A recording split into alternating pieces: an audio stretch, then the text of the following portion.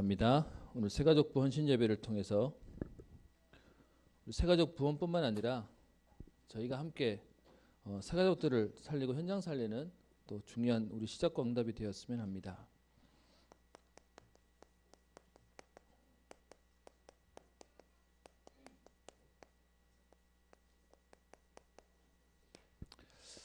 여러분이 한번 질문 드려보겠습니다.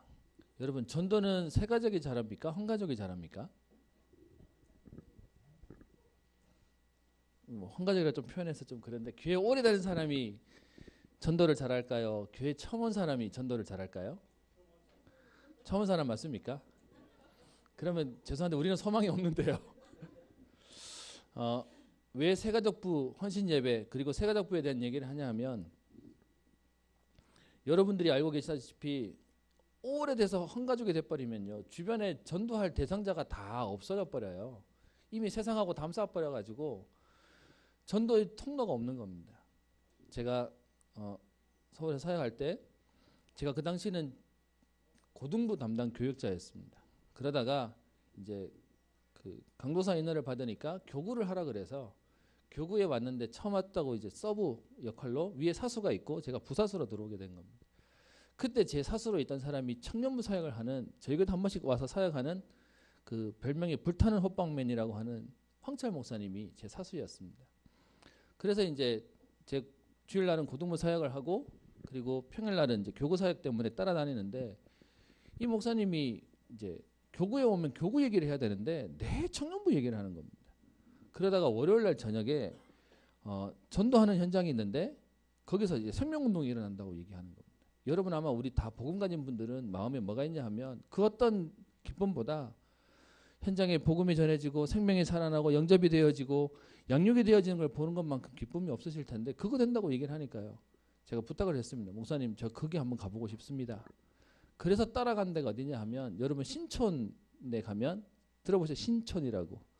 그 앞에가 옷가게들이 쭉 붙어 있는 이대 앞에 있는 그 골목길인데요. 그 골목길에 한 몇 평 될까? 한 2평?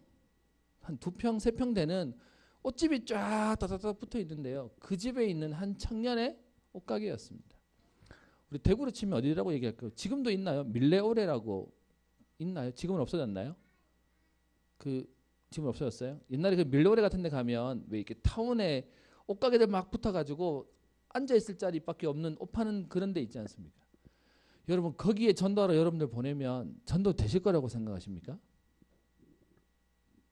저는 제 불신앙에, 제가 동대문이 제 교구였는데요, 동대문 시장 가서 전도하니까 미치겠더라고요.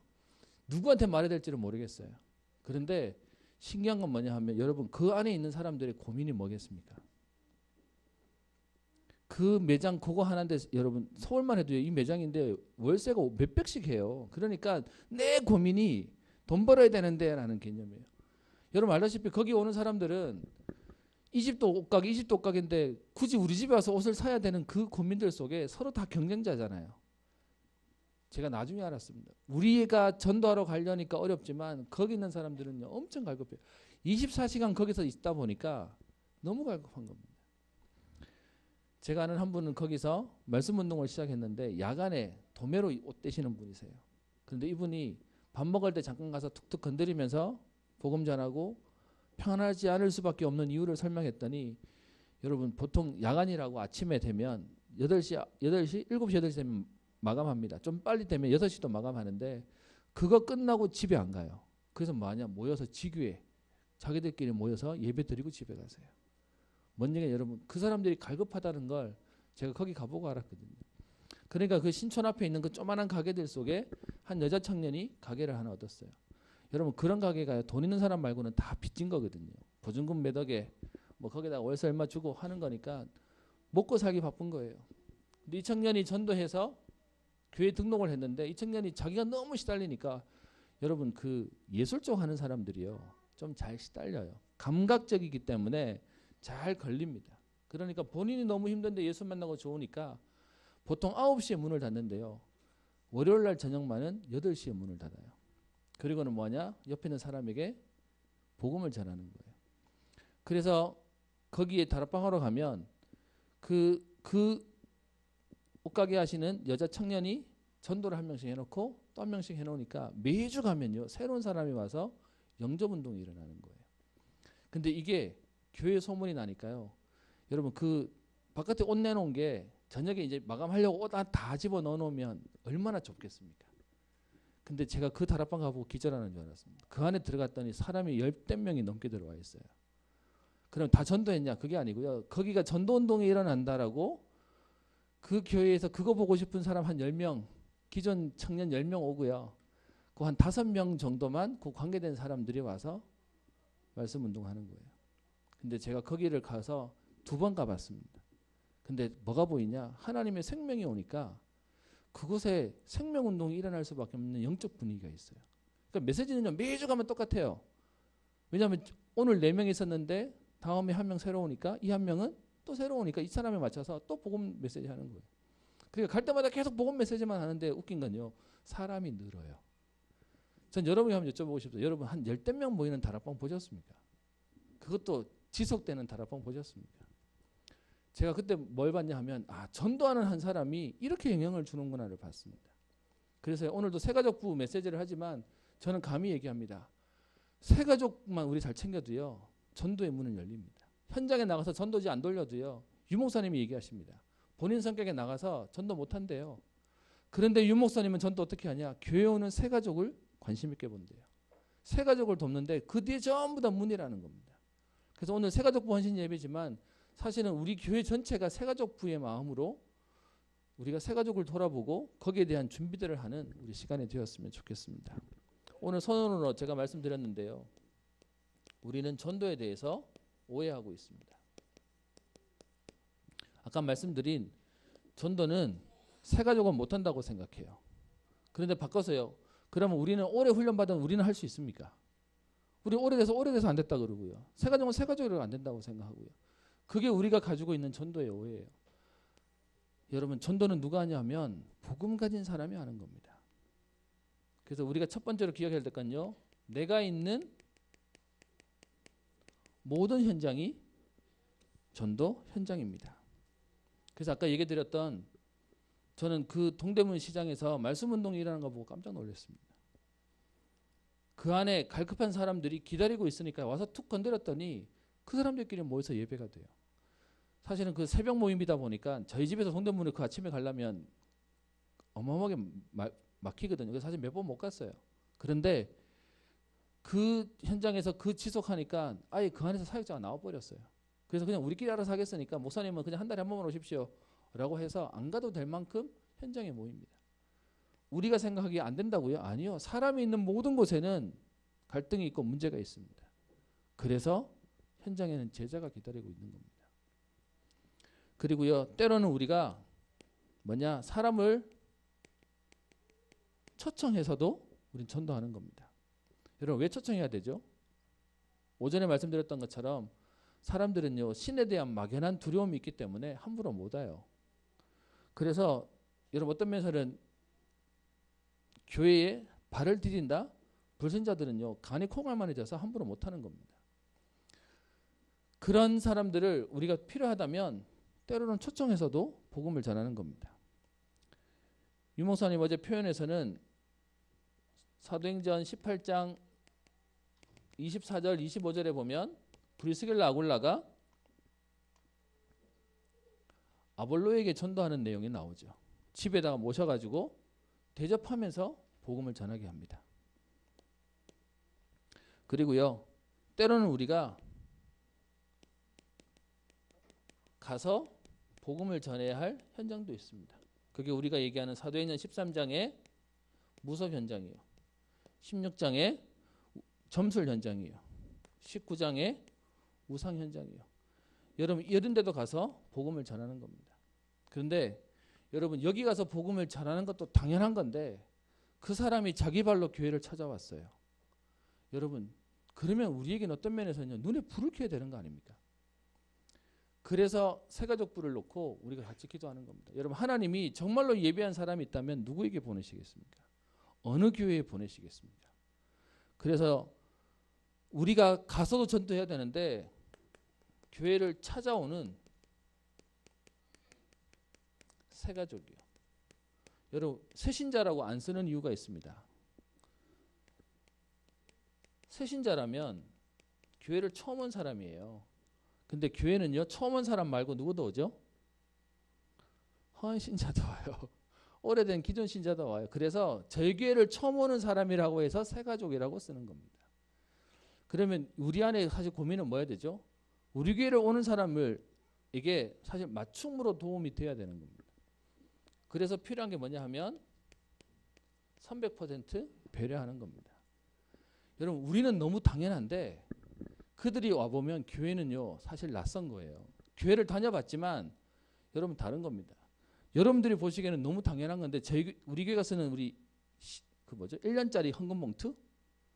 여러분 1년짜리 헌금 봉투는 저 뒤에 이렇게 칸막이 꼽는 저 헌금 봉투는 여러분 대구 지역은 거의 같이 쓰는 것 같아요. 근데 다른 동네가 많습니다. 그러니까 헌금 시간에 헌금 못하고 여러분 집에 가시면 꼭 뒤에 보면요 헌금 누군가 넣어놓고 갔어요. 그러니까 이제 타임을 놓치니까 예배 끝나고 하면 나오면서 누가 넣으시는 것 같아요. 별것 아닌 내용이지만 교회를 다니신 분조차도요 교회란 데로 오면 낯설게 돼 있습니다. 그래서 이 300%에 대한 배려인데 제가 보니까 저희 교회 있는 분들이 되게 재밌어요. 그게 뭐냐면 여러분 보시기에 저희 교회는 텃세가 있는 교회입니까? 없는 교회입니까? 못된 분들 있습니까? 없습니까? 못된 분들 없어요. 근데 우리도 모르는 우리만의 분위기가 있습니다. 예를 하나 들어볼게요. 뭐 제가 좀 편하게 우리 은주가 있고 주연이가 있고 이렇게 같이 있으면 이렇게 같이 있는데 낯선 분 한 분이 오셨어요. 그럼 우리 교회에 있는 대부분의 성격에 있는 분들이 어떤 분들이냐 하면 이분이 불편해할까 봐 배려한다고 이분에게 굳이 말을 안 붙여요. 안 맞나요? 그분을 무시해서 하는 게 아니고 그냥 이분이 불편해할까 봐 우리끼리 대화해요. 그래서 우리끼리 대화하고 집에 가요. 근데 이분 입장에서는 뭐라고 느낄까요? 자기는 안 끼워주는 거예요. 그래서 여러분이 못 느끼시지만 우리 안에 제가 보는 여러분들은 나쁜 분은 아무도 없어요. 그런데 뭐가 있냐 하면 낯선 분에게 말 걸 만한 심장이 별로 없으세요. 그래서 그냥 우리끼리 얘기하다가 눈치 보다가 우리끼리 가요. 근데 그분은 그분대로 눈치 보면서 나 안 끼워주네라고 갈등하고 가요. 그래서 뭐가 필요하냐면요. 300% 갈등이 필요한 거예요. 배려가 필요한 겁니다. 여러분 여쭤보겠습니다. 여러분 그 옆에 새로운 사람에게 말을 걸어주는 게 호의예요? 그 사람이 불편하지 않을까 봐 말 안 걸어주는 게 호의예요? 네? 그죠? 그러면 이제 앞으로는 다음 주부터 새 가족 오시면 말 걸어주시는 겁니다. 그래서요 뭐 그분이 얘기하기에 그 너무 많이 물어봐가지고 귀찮아요라고 할 만큼 저기 분위기가 바뀌어야 돼요. 그래야 그분 입장에서는 아 교회가 나에게 관심 있구나 나를 챙겨주는구나에 대한 부분도 될 겁니다. 제가 매번 얘기 드리지만 우리는 너무 편하게 알고 2층에 올라오지만 저희가 1층에 들어오면 예배 시간이 몇 시인지 바깥에 서 있지만 보는 사람 거의 없거든요. 예배당은 몇 층에 있는지 아무도 몰라요. 근데 우리는 너무 유속하게 살아버리는 거예요. 그 내용 속에 오늘 좀 보려고 합니다. 새가족에 대한 시스템 이전에요. 오늘 본문에 대한 내용을 조금 보고 얘기했으면 좋겠습니다. 오늘 본문에 보면 바울이 고린도에서 전도하는 내용이 나오는데요. 바울에게는 총 3번의 전도 캠프가 있었습니다. 여러분 아시는 1차 전도 캠프는 사도행전 13장 1절부터 시작해서요. 14장 28절까지 내용이 1차 전도 캠프에 대한 내용이 나와 있습니다. 그리고 2차 전도 캠프는 15장의 예루살렘 교회 사역을 마치고 난 이후에 15장 36절부터 18장 23절까지 내용이 2차 전도 캠프에 있습니다.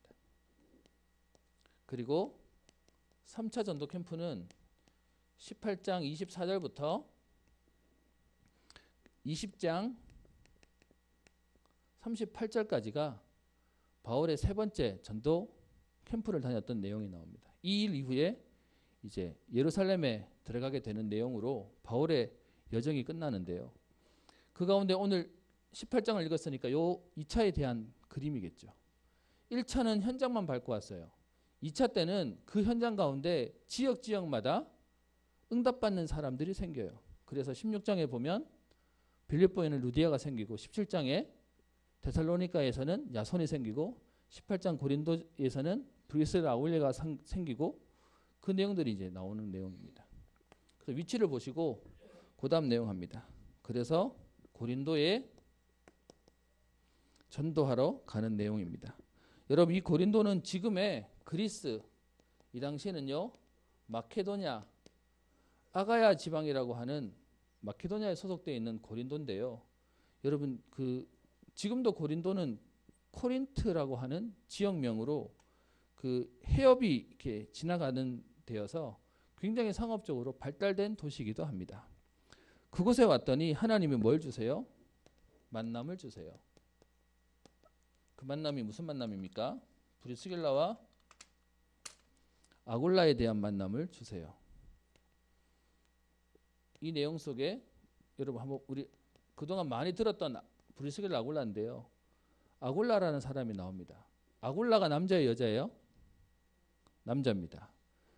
이 둘 아굴라와 브리스길라가 국제 결혼했어요. 그래 한 사람은 유대인이고 다른 한 사람은 헬라인입니다.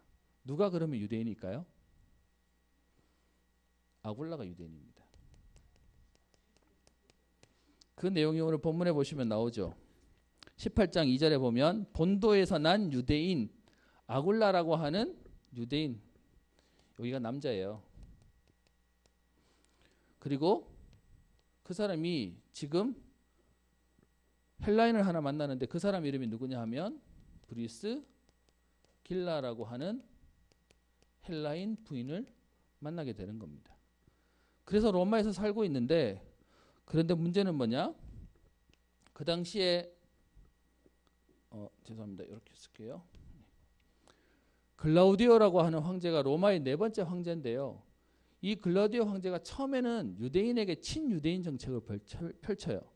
여러분 재밌는 게 뭐 역사 시간 되면 별로 안 좋아하시겠지만 우리가 알고 있는 로마가 세상을 모든 길은 로마가 통한다고 얘기하잖아요. 근데 여러분 로마를 다스렸던 정신적인 흐름은 뭔지 아십니까? 로마니즘 이런 거 들어보셨습니까? 없습니다. 이때 로마를 다스렸던 건 뭘까요? 헬레니즘이었습니다. 다른 말로 헬라 사상이 실제적으로 나라는 로마가 다스렸지만 실제로 사상을 잡고 있는 거는 헬레니즘 그러니까 저 마게도냐 그리스에 있는 사상들이 오히려 현장을 잡고 있었습니다. 그러니까 로마라고 하는 지역 자체에 제일 힘센 그룹이 누굴까요? 로마 사람인데 실제로 그 나라에 남은 나라에서 온 두 족속이 계속 싸워요. 그게 로마 안에 있는 헬라와 유대인이 서로 우리 민족이 최고야라고 하는 자부심 가지고 사는 겁니다. 로마가 점령해 놓지만 사실 사상적으로는 헬라에 점령되어 살았으니까. 그래서 이 두 싸움이 되고요. 이것보다 더 골치 아픈 싸움이 뭐냐 하면 이 유대인 가운데 복음이 증거되고 나니까 유대인들과 기독교인들 간에 싸움이 되는 거예요. 근데 여러분 로마 사람이 보기에는 기독교인과 유대인 싸움이 뭘로 보일까요? 저희들끼리 싸우는 집안 싸움으로 보이는 거예요. 그래가지고 저희들끼리 너무 싸우니까 글라우디오가 9년 그때가 총 언제냐 하면 AD 49년경에 이 나라에 있는 모든 유대인들은 다 나가 이래가지고 쫓아보내버립니다. 이건 역사에 있는 내용입니다. 그래서 그게 유명한 글라우디오 때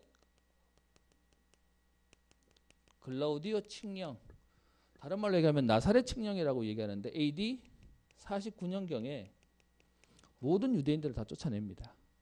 이때 된 이유가 뭐냐 하면 이 당시에도요 죽은 사람에 대한 존중과 존경이 있어야 되는데 얘네들이 맨날 시끄럽게 떠드니까 나사렛 칙령이 뭐였냐 하면 고인의 무덤을 건드리는 것에 대해서는 엄벌에 처한다 였는데 사람들이 보기에는 기독교인들은 지금 누구 믿어요?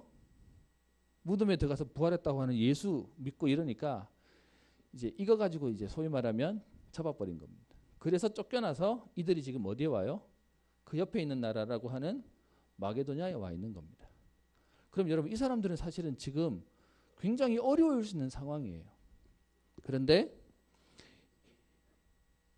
이 고린도에 하필이면 뭘 주십니까? 하나님이 만남을 주세요.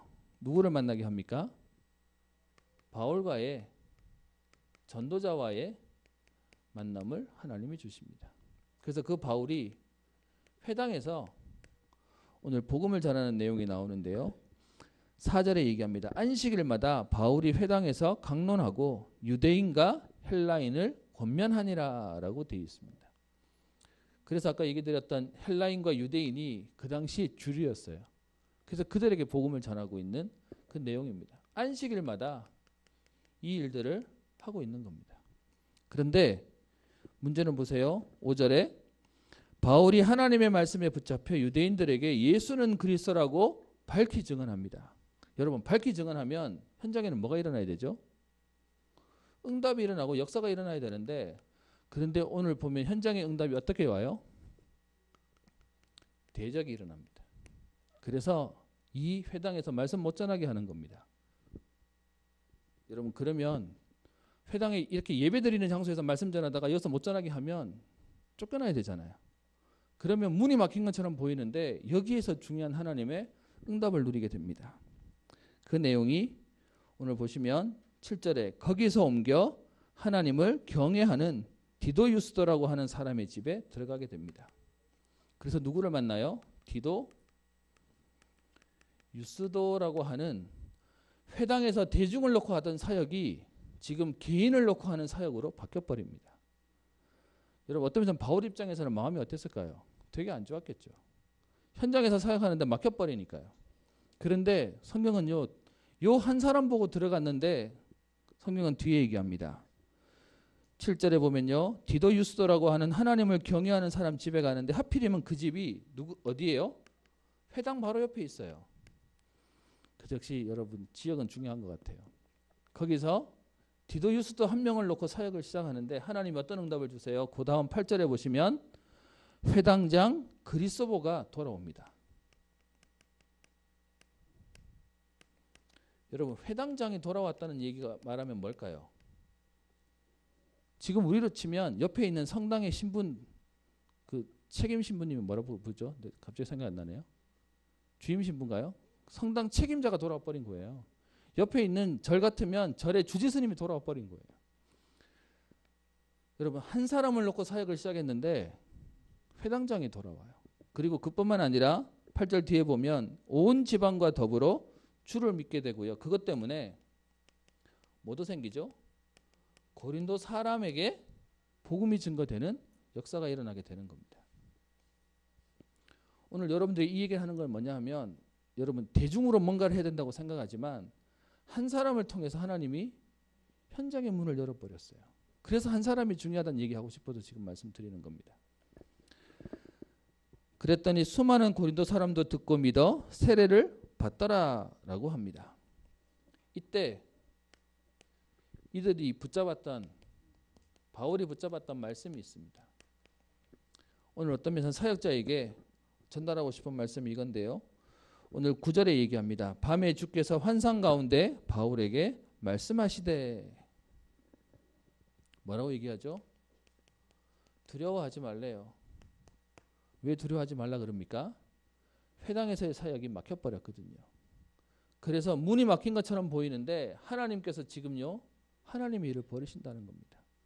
두려워하지 말고, 그러면서 부탁하는 게 있습니다. 뭘 하지 말라고요? 침묵하지 말고 말하래요. 여러분, 가만히 있으면 알아듣는 게 아니고요, 어쩔 수 없이 말이 필요한 겁니다. 그러면서 그 다음 메시지 합니다. 왜 두려워하지 말고 침묵하지 말고 말해야 되냐? 그 이유에 대해서 얘기하는데요. 오늘 말씀에 얘기합니다. 내가 너와 함께 있음에 라고 합니다. 하나님은 구약에서부터 하나님의 사람에게 역사하시는 방법이 뭐냐 하면 능력을 주겠다, 힘을 주겠다 안 하시고요, 내가 너와 함께 하겠다라고 합니다. 그리고요, 그 하나님이 두 번째 얘기합니다. 어떤 사람도 너를 대적하여 해롭게 할 자가 없을 것이다. 대적이 너를 이기지 못할 것이다고 얘기합니다. 그리고요, 마지막 세 번째, 이 성중에 내 백성이 많다, 하나님이 숨겨놓은 사람들이 많다라고 얘기합니다. 이 말씀 붙잡고 현장에서 사역하는데 하나님이 어떻게 해요? 고린도에 있는 수많은 사람들이 돌아오는 역사들을 주세요. 그래서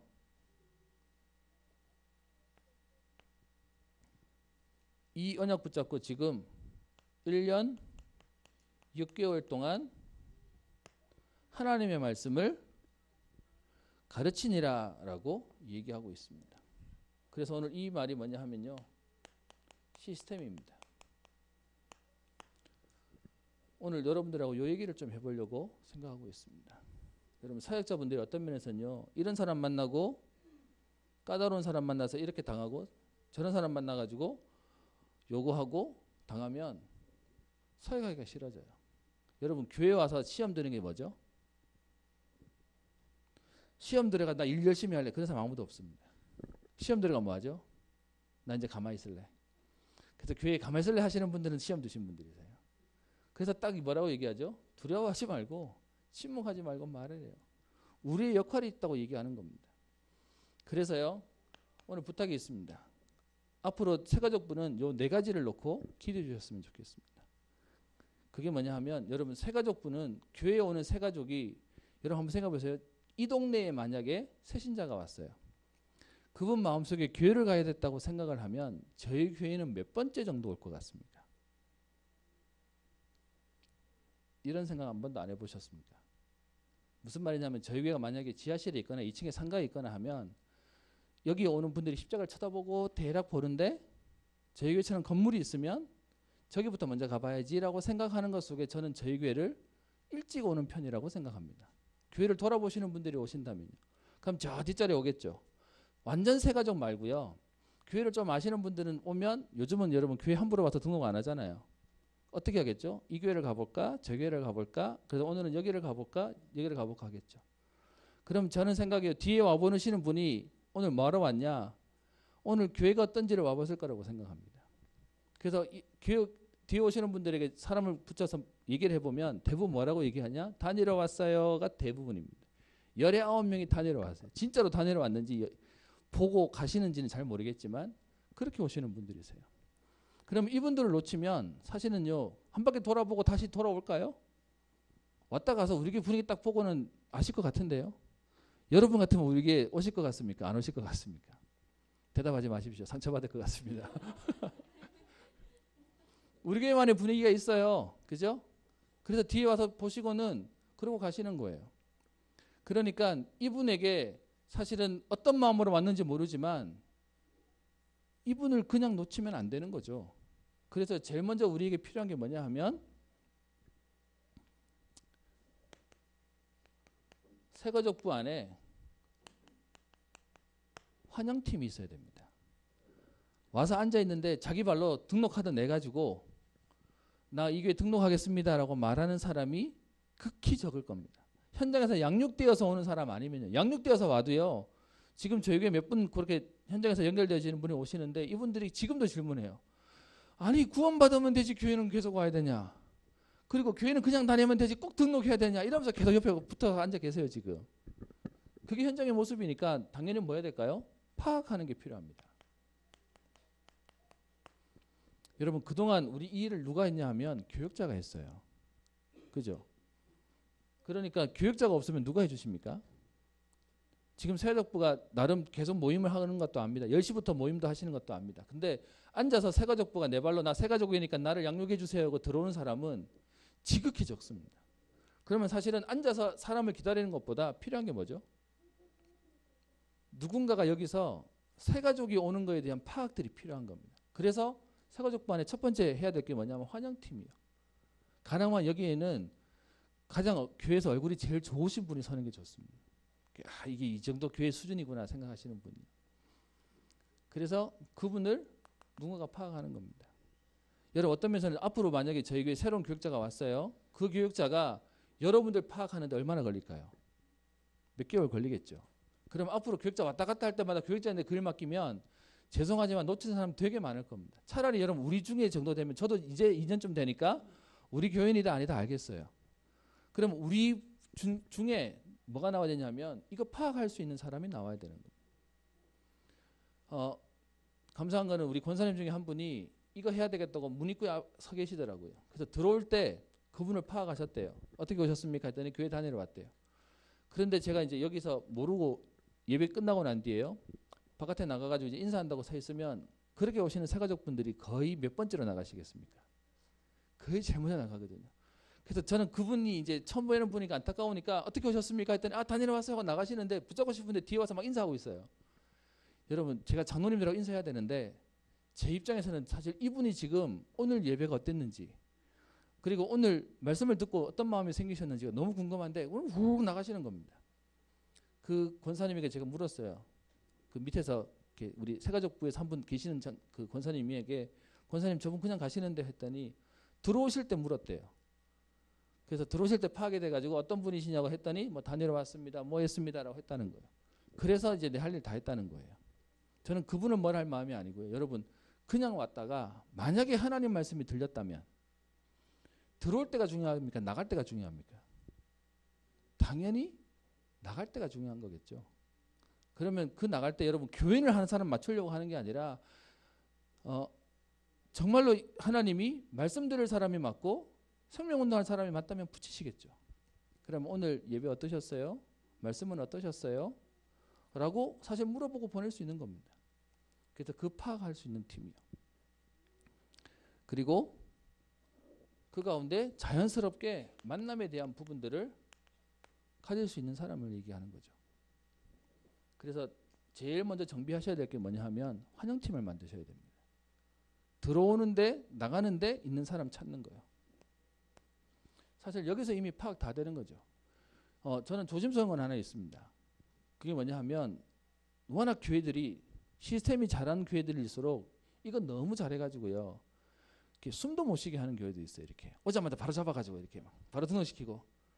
여러분 요즘은 다른 것도 있습니다. 뭐냐 하면 우리 교회는 기존 신자를 받지 않습니다. 그래서 처음 오시는 분들만 저희는 등록을 받습니다. 해서 필요하신 분은 새가족 사역자를 찾아주세요. 띠를 메고 있으니까 등록하겠다는 사람만 등록하도록 해주는 거예요. 여러분 요즘은 그 매장 가도 그런 거 있죠. 직원이 와서 붙여서 말 걸지 않는 직원 그 매장 있지 않습니까? 괜히 와서 뭐 사겠습니까? 뭐 하러 오셨어요? 하면 귀찮으니까 그냥 직원 콜할 때까지 아무도 안 건드리는 매장이 요즘 인기라고 합니다. 그럼 사실 이것도요 우리가 뭐 해야 되냐 하면 조심스럽게 해야 됩니다. 옛날처럼 막 말 붙이는 거 요즘은 싫어하는 사람도 되게 많습니다. 그런데 교회가 당신에게 관심이 있습니다는 사인을 줘야 될 거 아닙니까? 그렇게 해서 파악이 되고 난 뒤에 그 다음에 해야 될 게 있습니다. 그게 뭐냐? 접견입니다.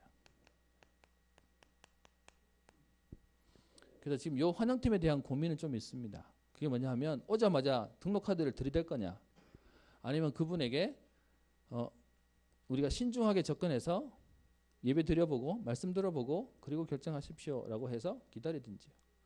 근데 그런 사람 가운데 이제 교회에 등록하겠습니다. 아니면 이 교회를 다녀보겠습니다라고 하는 사람한테 접견이 시작되는 거죠. 접견에 대한 부분은 여러분 조금 이해하셔야 되는 게 있는데 만약에 새 가족이 왔어요. 근데 그 새 가족이 소위 말하면 나쁜 분들 저 신천지나 교회를 어지럽히려고 다른 동기를 가지고 온 분들이 교회 등록 카드를 나고 내버려요. 그동안에 우리 교회는 어떻게 되어 있냐 하면 만약에 A라는 새 가족이 왔어요. 그런데 그 새 가족이 와서 나 새 가족인데요 하면 교육자가 가서 등록 카드를 주고 써서 주면 바로 올라와서 오늘 누가 등록하셨습니다. 박수하고 그리고 바로 교회 등록이 돼버렸어요.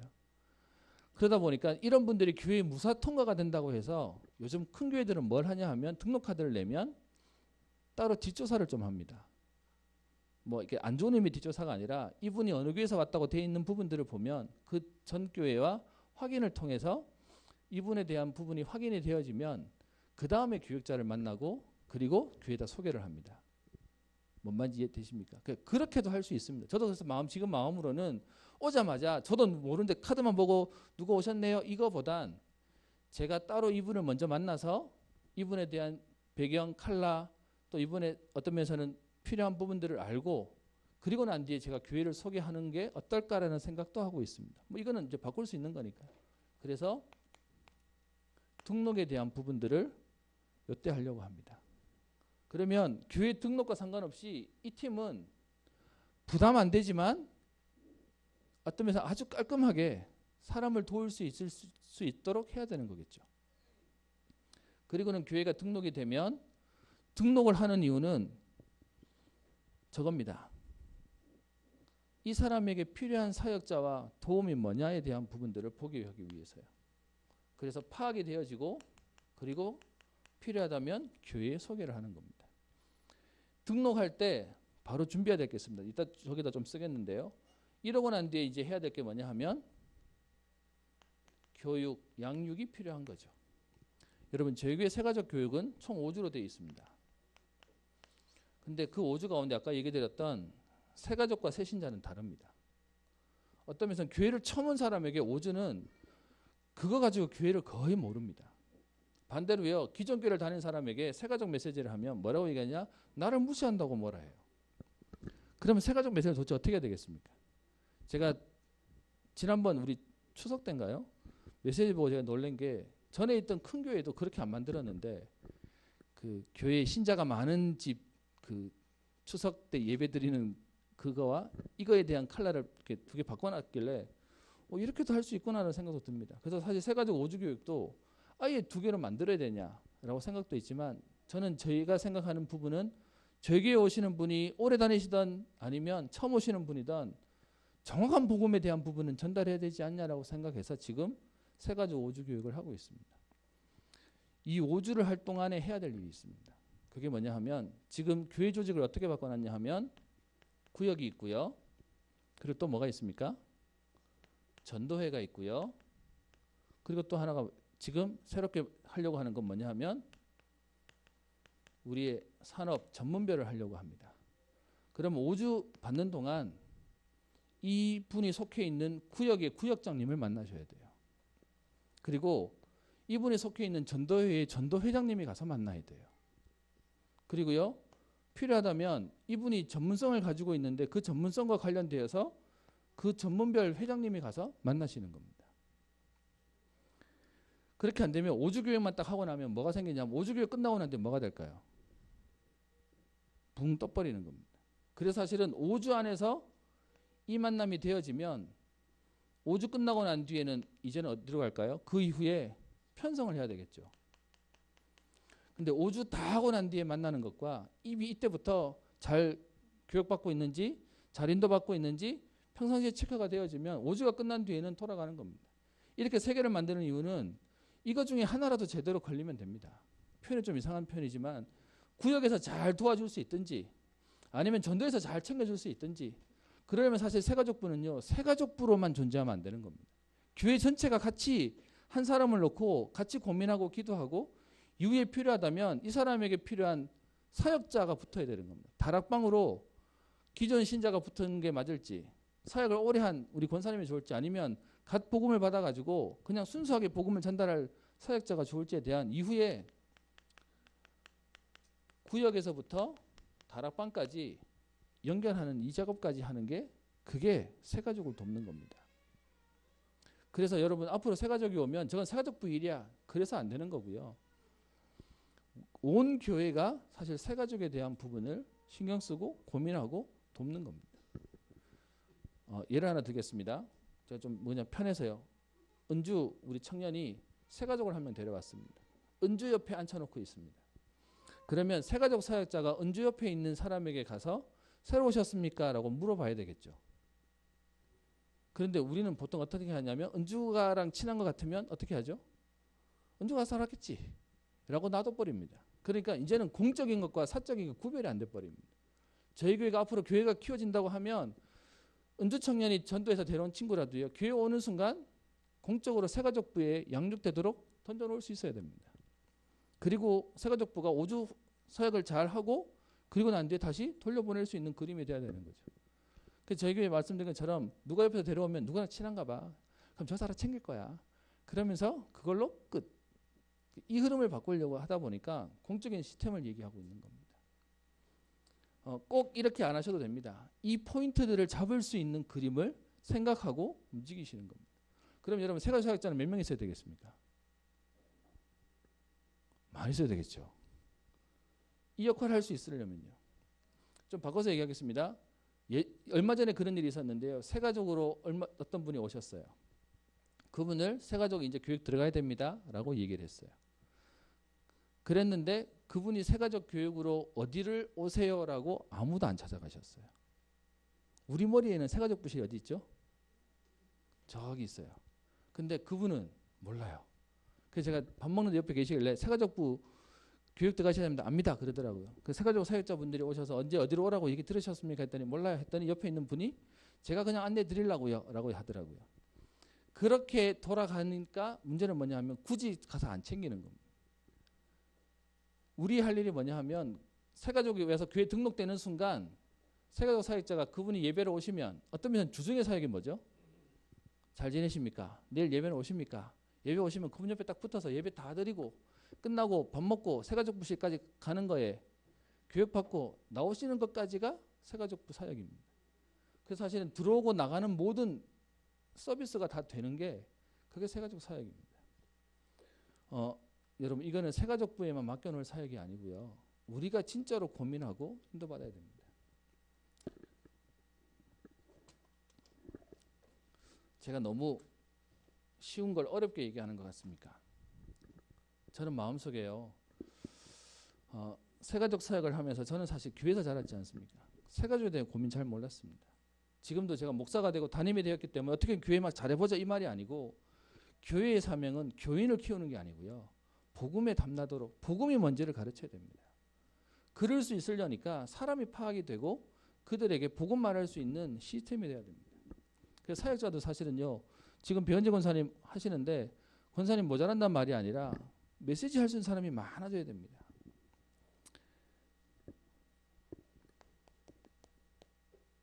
결론입니다.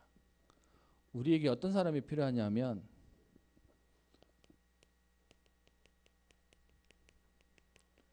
불신자 배경에서 교회를 처음 온 사람이요. 이런 사람이 왔습니다. 이 사람은 교회 아무것도 몰라요. 여러분 우리는 너무 쉽게 얘기하는 말씀 붙잡아라. 여러분 이 사람들은 뭐로 이해하겠습니까? 말씀 붙잡아라가 뭐예요?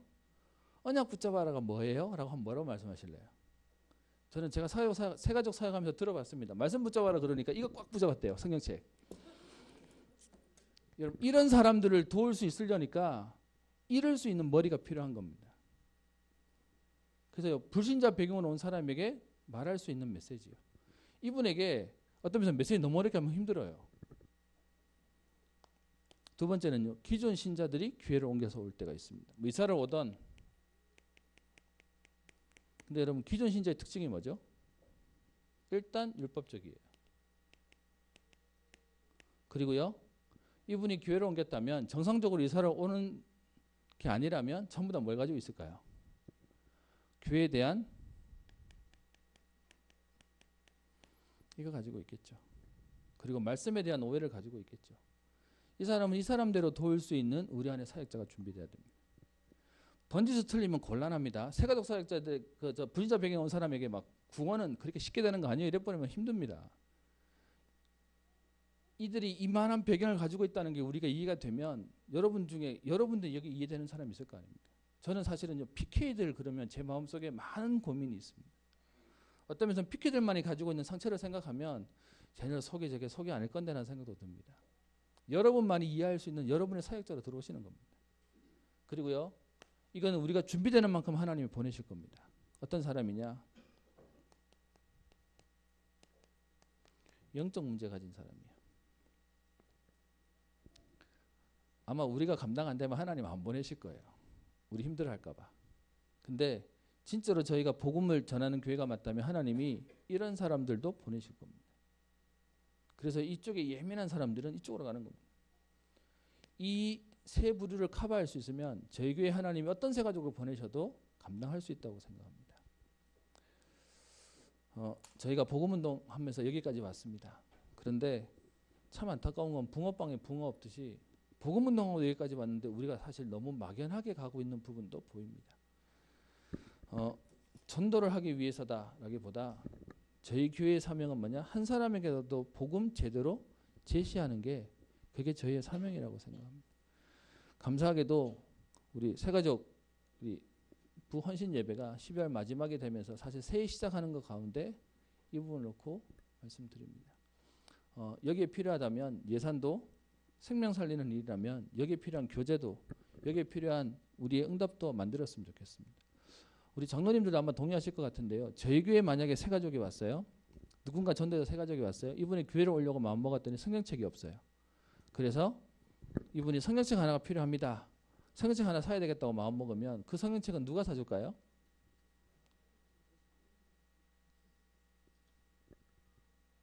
전도한 사람이 사줘야 됩니까? 아니면요?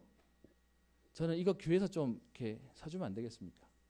물론 본인이 진짜 기도해가지고 내 성경책이라고 생각해서 생애 처음으로 성경책 하나 사는 것도 응답이라고 생각하는데 제 얘기는 뭐냐면 진짜 교회가 전도하는 데 있어서 우리가 필요한 부분들은 서포트도 할 수 있으면 좋겠다라고 생각이 듭니다.